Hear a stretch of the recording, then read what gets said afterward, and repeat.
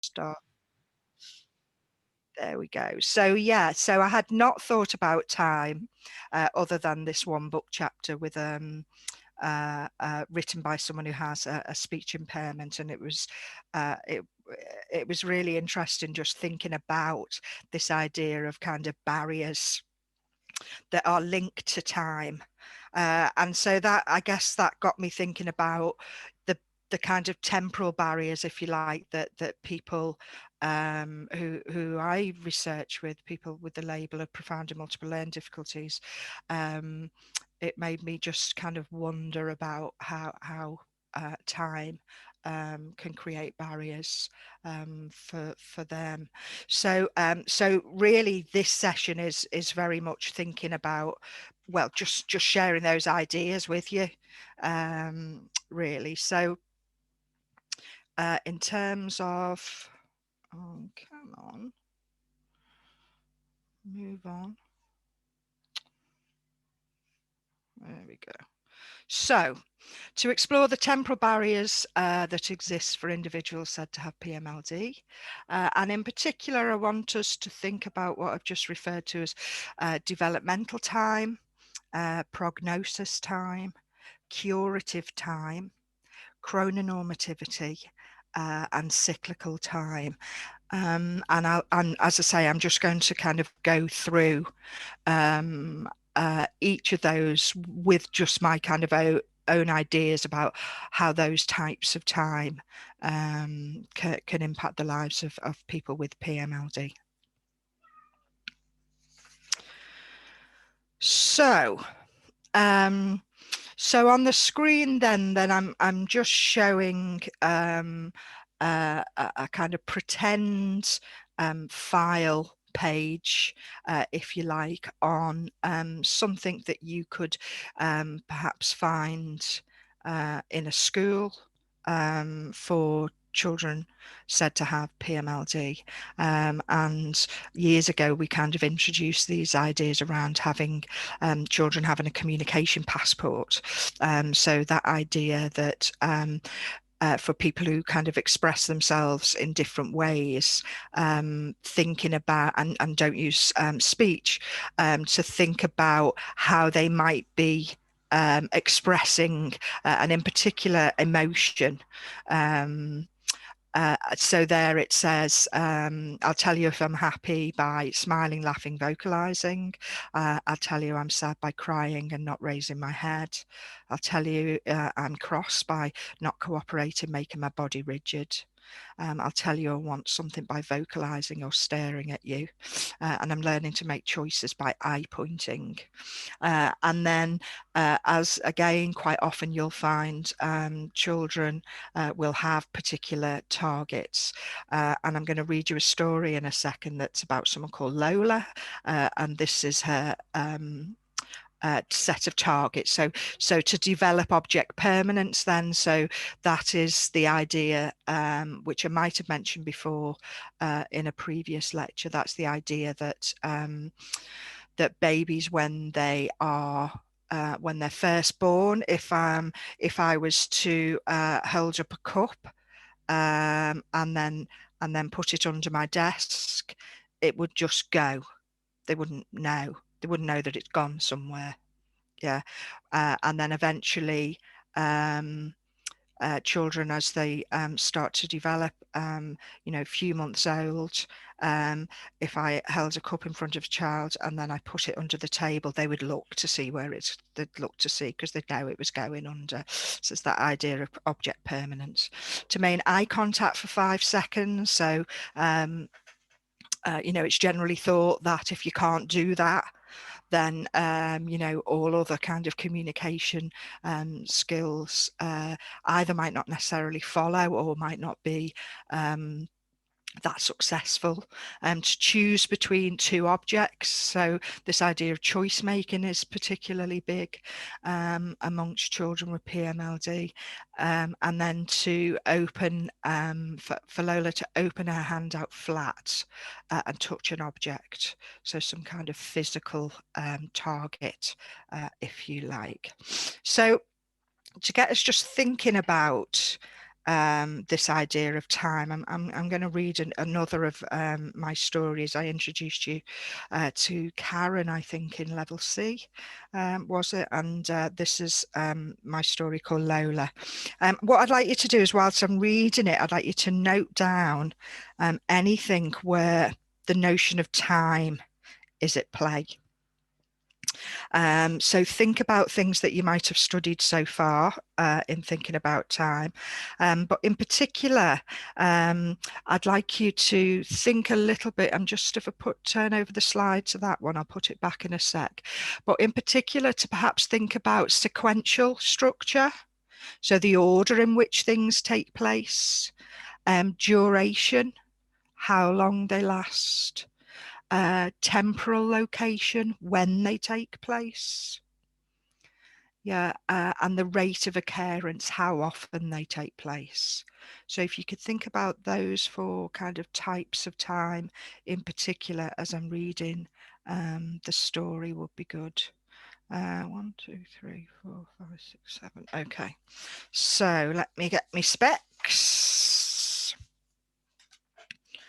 And let me get my story. And off we go. Okay, so Lola. So this room is rich with colour. As far at the far wall, the early morning sun comes in and fiercely pierces the autumn display of cartoon cut-out leaves splodged in red and gold, sienna, burnt gold cut out to adorn the whole wall. All the other wall on the left, coat hooks hold up bags and hats of nylon blue. Fleece green, army beige, forest green and viridian. Mrs. Turner and Jackie are trading meanings. Francesca approaches Lola. Oh, morning, Lola. Are you still full of cold? Ahem. Oh, you, that sounded like it was put on. Are you pretending? Ahem. Ahem. Ahem. Ahem. Ahem. Ahem. Oh, that's funny, is it? You playing a game with me? You do still seem to have a bit of a cold, though. Do you feel okay? Lola raises her head, her Dora the Explorer glasses perched on the end of her nose. She smiles. Francesca cups her hand around the back of Lola's head, eases her forward in her chair and starts removing her red polka dot puffer jacket. Oh, I love this coat, Lola. You wouldn't believe the amount of red polka dot things I've got in my house. I've got cups, I've got milk jug, teapot, spoons, scarves, notebooks, pencils. I've even got polka dot knickers. And look, you've got matching polka dot socks. Have you got other spotty things at home? Nice one. Right, Lola. So what have we got on today?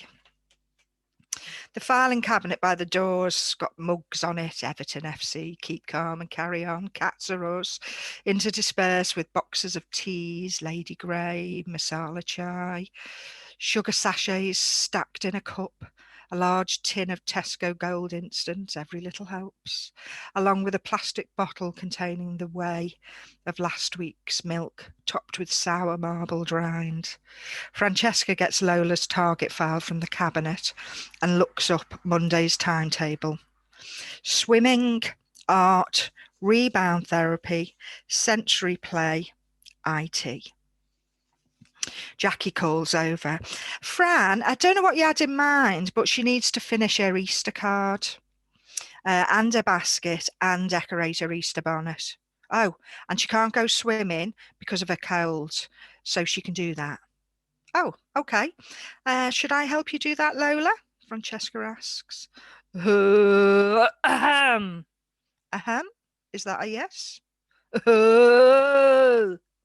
Okay, then. Let's have a look at your targets. And I've just put the target back on the screen.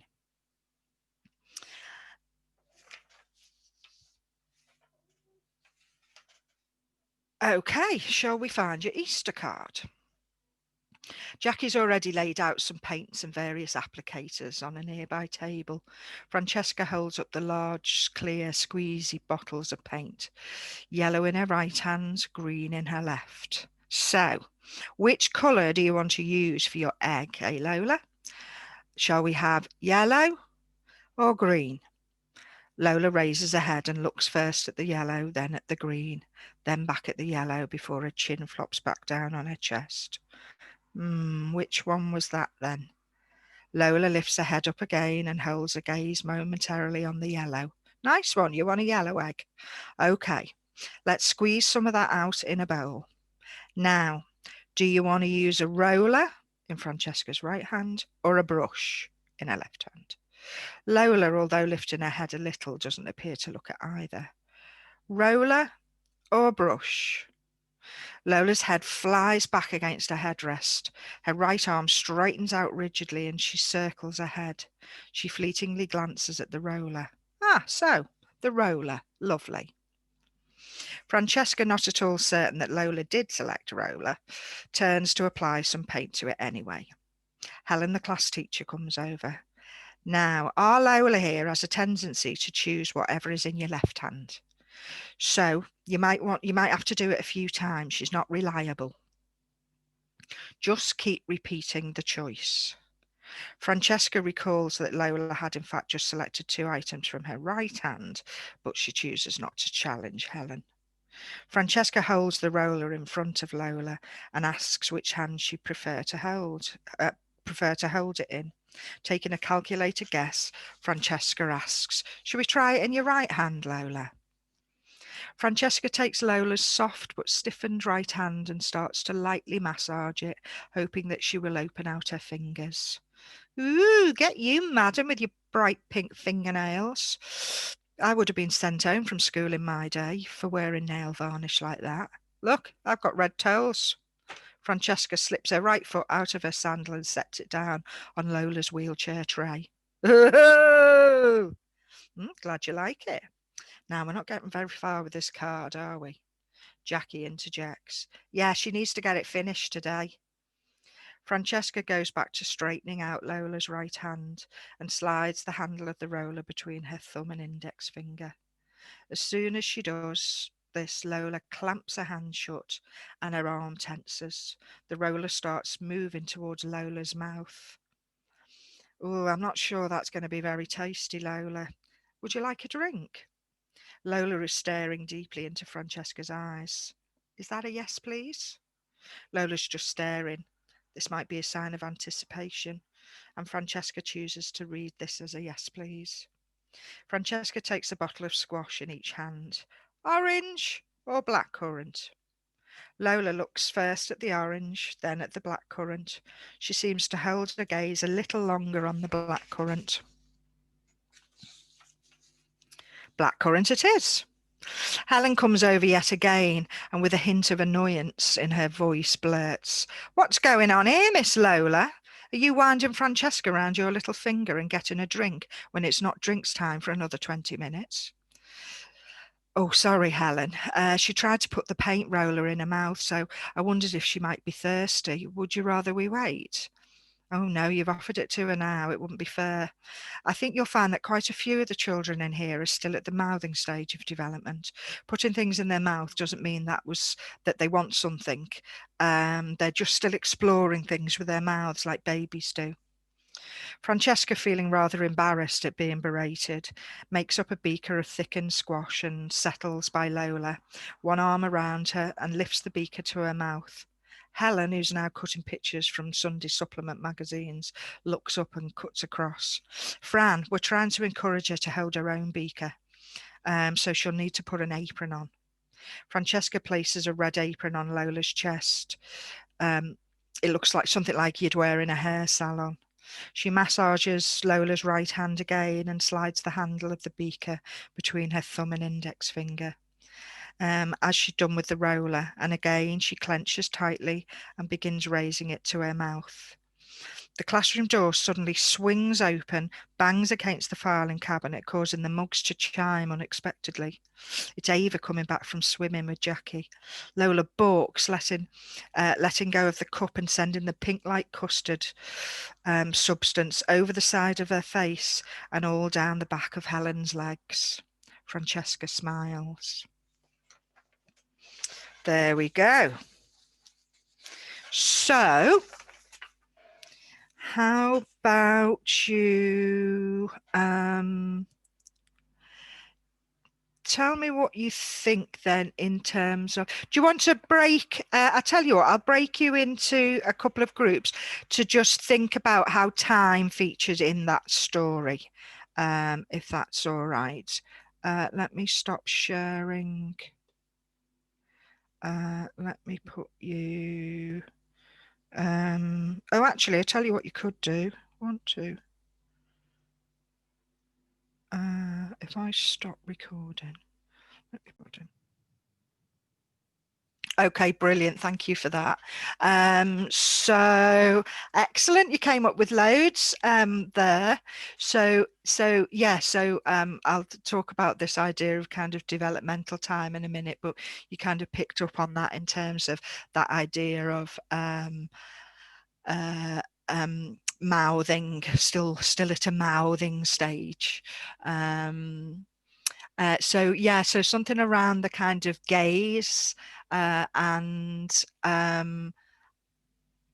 how long that gaze might last in order for Fran to then make a kind of interpretation of that. We can have a think about that a bit more. So reference to timetable and that idea that what she does then gets kind of dictated. Brilliant. So the fact that, yeah, so it was in during a season in the morning. Again, this idea of the schedule, not being able to go swimming. And yeah, that one about the idea of needing to be done quickly before the end of the day is a common thing as well, particularly in doing those seasonal activities that schools just seem to be a little well, that's a bit unfair to say they're obsessed with doing it, but you know, there's always a display, isn't there, that's to do with the season, or you know, or some festivity of some description, you know, and not just kind of East. You know, we've branched out into Diwali now, you know, to in order to get the, you know, tick the cultural box. But yes, just that. And you see all around, you know, special schools in particular, making, you know, children making these seasonal craft things that they then take home. And I don't know about your own experience, but so often than not, they are produced by the TAs, and maybe the child's hands might have been, you know, put on it at some point. I'm probably being a bit unfair there. So, and yes, again, things like set times for having drinks, etc. Brilliant, thank you for that. Let me pop the PowerPoint back on there then. Is that still sharing that screen? Yeah. Yeah, cool. So so yeah, so you mentioned this. So I'm just showing a picture of a little girl who has that label with she's got some kind of lizard. She seems completely fine with it, some kind of lizard on her tray. But this idea then about developmental norms and the way in which they can really limit, can very much limit, you know, what you decide to perhaps work on with a child, and in particular this idea of kind of linearity, that you can't do this until you have developed that. And you'll find that lots of kind of target setting can be done like that. So a bit similar in Karen, where I talked about ideas of her being classed as pre-intentional communicator. When I think there was a lot of intention in her communication.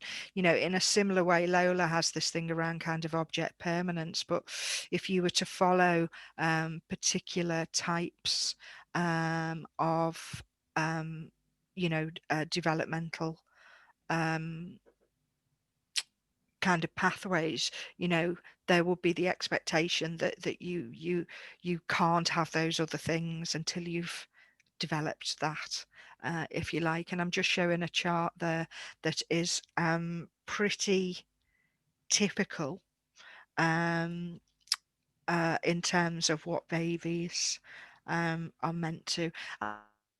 Again, and of course those, you know, that story, although, you know, partly fictional, again is one that I wrote based on my time researching in a class with 8 children labelled as having PMLD. And they were kind of real interactions. They've been obviously kind of partly fictionalized. So yeah, so this idea, so in terms of physical development, cognitive development, social development, and emotional, that idea again. And again, thinking back to my days in terms of speech therapy, if I think about some of the things that are in the cognitive development, for example, you know, the ideas around developing symbolic understanding, you know, that idea that something can represent other things. You know, that for me, that I would have been stopped from making particular recommendations because of my so-called understanding of developmental norms, and this idea that children with PMLD would be classed as having, you know, so-called IQ of being, you know, 20 and below. I would have worked within that model, within that framework, and thought there's no point, you know, if we think about and Lola's a classic example in a way. As far as I'm concerned now, she is most definitely a young person who I think could really learn how to use an electronic communication aid in particular. But because of where they've judged her to be, that's not likely to be something that gets introduced to her. Um, and that's actually something that's preyed on my mind since I finished my research, really, was that I wasn't able to kind of intervene and say, you know, I really think, have you tried doing this? But she's judged as someone who hasn't even got object permanence, never mind being able to start to recognize symbols in a kind of systematic way, kind of thing. So these ideas then can really and that whole idea as well that people have mental ages, the teacher talks about this baby period of mouthing things, etc. And so we really need to think about how we can avoid kind of really being stifling achievement, if you like. Um, and then I just wanted to, I guess, this thinking about this idea of prognosis time then. So Garland Thompson there, she talks about, she says the world and life I can never say it, trajectory that is unpredictable or uncontrollable is anathema to our liberal modern ethic of self-determination, design and freedom. One reason we don't expect disabled people to appear in our world is because we don't have predictable narratives of their future. We do not imagine them as having tractable futures or life trajectories. And Robertson here, who I really enjoyed reading, says the child's diagnosis creates a future that dominates the present by virtue of its known unknowability. What on earth do you think that means? The child's prognosis creates a future that dominates the present by virtue of its known unknowability. Any thoughts?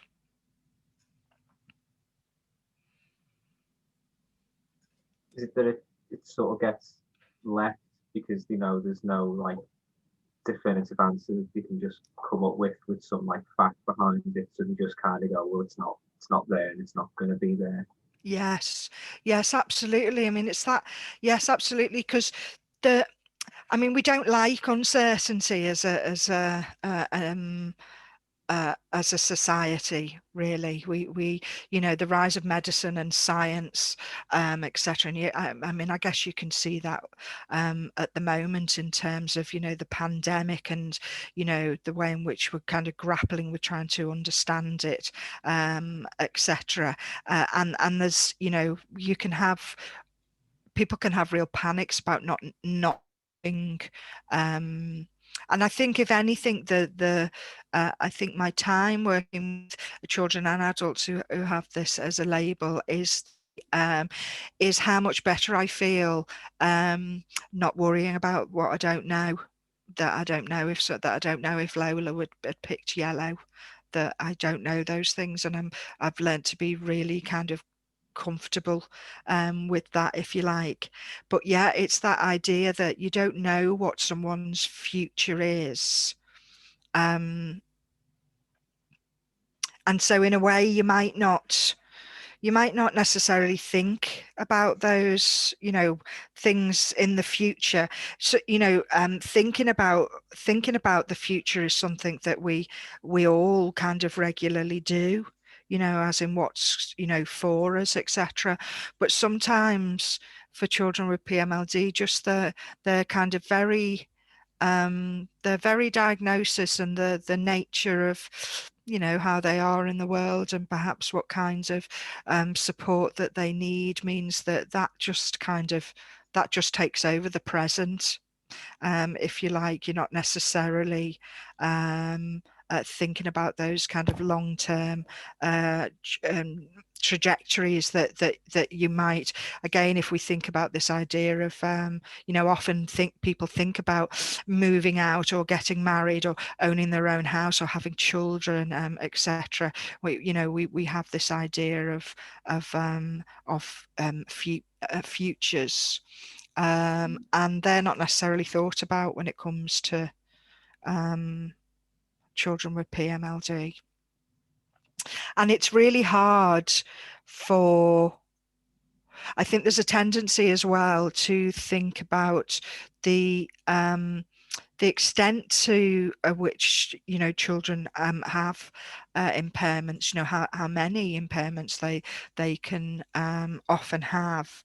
I don't think anybody really likes the idea that they may well die young, as well. So, you know, we live in this society where, you know, we think about, you know, a parent shouldn't bury their child, you know, and again, that's something that's very much kind of socially constructed, because, you know, if you think, you know, even just you know, a century back, then it would be very common for children to be burying their child.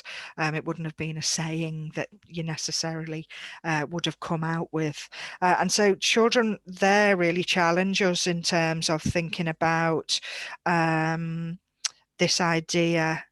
It's like their impairments are often this kind of constant reminder of, I guess, of the kind of fragility of life in a way, and that lives are short.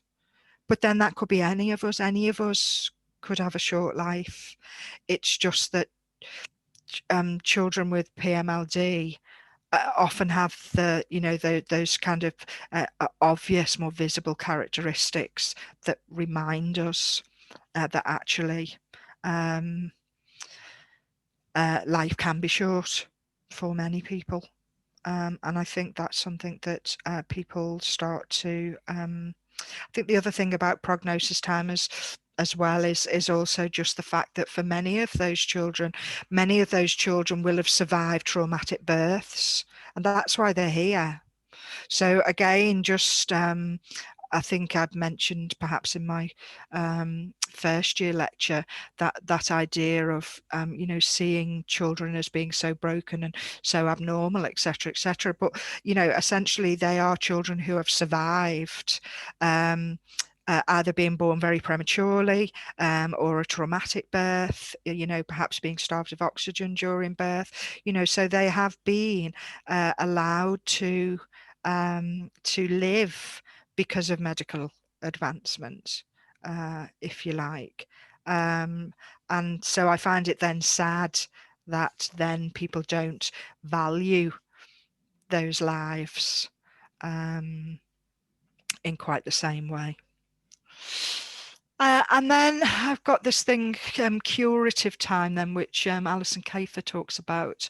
So when this linear development is disrupted or contested, the most common response is to have recourse to curative time.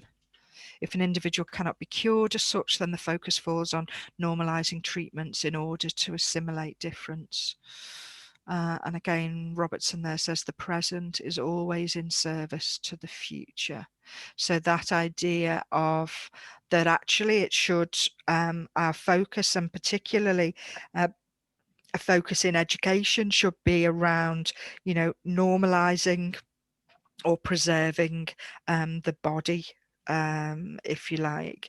And so again, when you go into many classes for children with this label, then they'll be often around the classroom kind of individually with a TA or a specialist assistant, perhaps on oxygen or in a standing frame, or lying over a wedge, uh, or standing or sitting in front of a large screen, learning how to track things with their eyes, etc.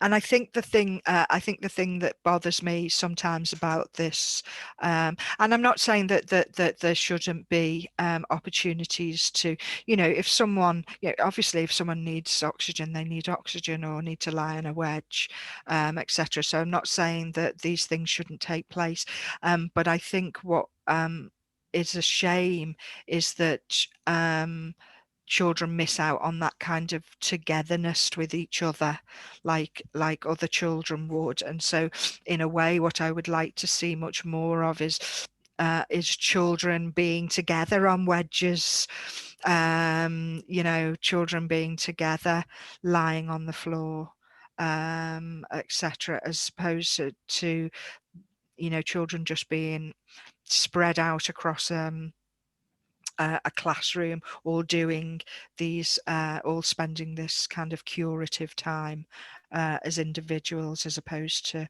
incorporating more kind of togetherness.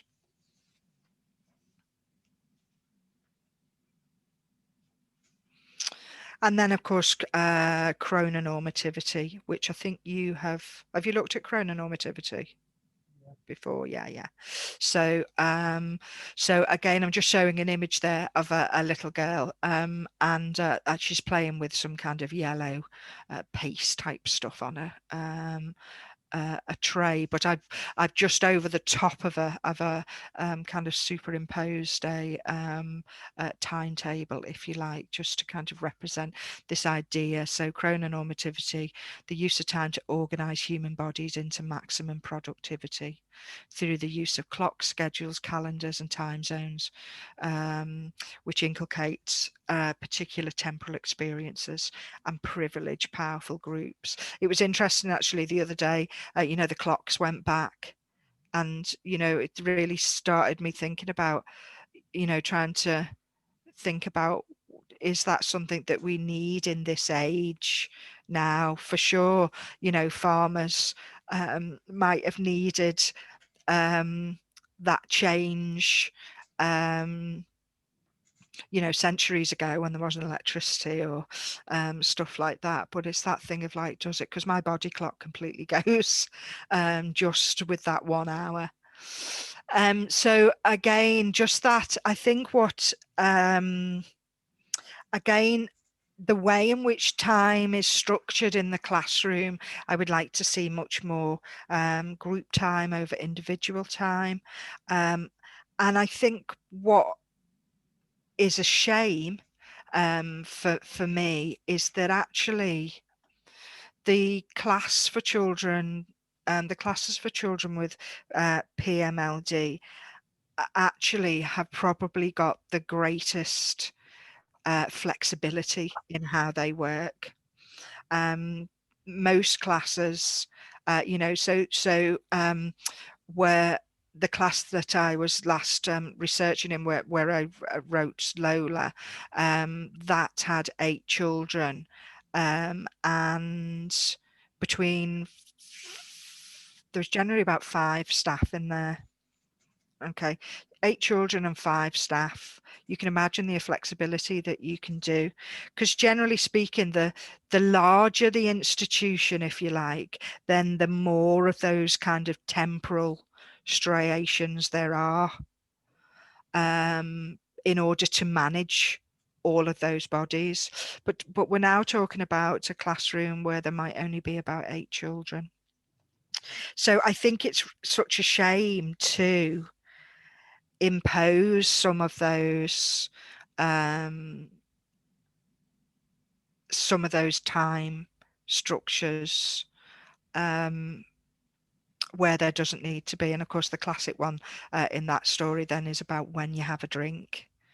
So that whole idea of the day being punctuated by often by food. So, again, in the day in a class, starts with the whole taking off coats, and then it's usually punctuated with changing, and then the curative times, um, a drink time, etc., etc. But that idea that you might drink when you're thirsty as opposed to you've all got to do it at this particular time seems a shame, if you like.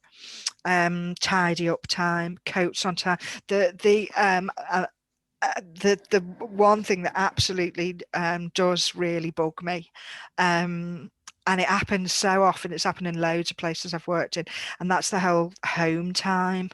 um People get in, for sure people need assistance to get their coats on, etc., maybe collect up the thing, but that, so say the taxis come or whatever at 3:30, it's like 3 o'clock and they're already sat there almost like lined up ready for their bus to be shouted or someone to shout their taxis come and whatever.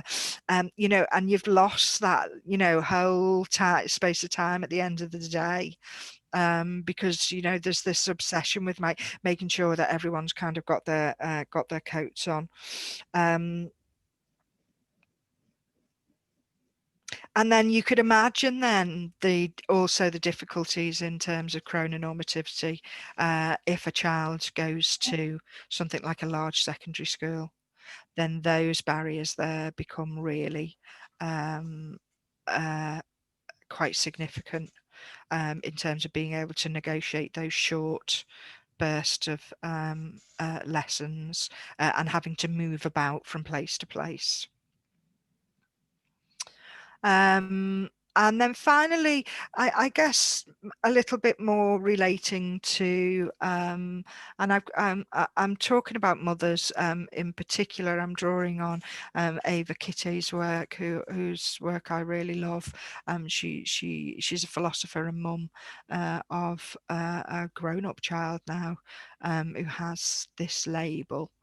Um, and she says women's time can be seen as continuous because of the ongoing nature of caring. So I'm thinking about this idea of cyclical time now. If mothering a baby is the pitilessness of the present tense, what about mothering a child who may remain dependent for far longer than the usual span of years? So there's lots and lots of kind of feminist discussions about the role of mothers. And again, I'm just showing a couple of images there of mums with their young children, who have the label of PMLD. Um, and just that idea of the barriers that are brought about through the way in which mothers are, and as I say, it's not always mothers, but mothers in particular need to support their children, and ideas around how it's quite interesting, isn't it? This pitilessness of the present tense, that idea that when you have a baby, that's you don't, no, women just get on with it. There's no expectation that, it's like, oh God, although you do get some more now, it's like, oh God, it's this, children are hard work, but, mothers for millions of years have just kind of got on and just done it, if you like. But obviously for some children, they're going to live a long time, and therefore the kind of support that a mother would expect the child will eventually, I'm thinking now about Ted having gone off to university. I was saying to Chris just before I started the lecture, I've just reached the point where I'm actually really bereft now that he's gone to university, because he's really started to settle in. He's no longer contacting me like he used to and stuff like that. That, that is not the expectation for many mothers who have got children with PMLD. And so, in a way, how do we enable parents to continue with being able to support? What kind of things is it that parents need in order for them to be able to continue the mothering, the parenting that might be required by a child with PMLD? And I think that that's something that most parents will tell you is not, they're not offered an awful lot in terms of being able to continue that, if you like. Okie doke. There we go, and there's my references. Has anybody got any questions? Let me turn the recording off.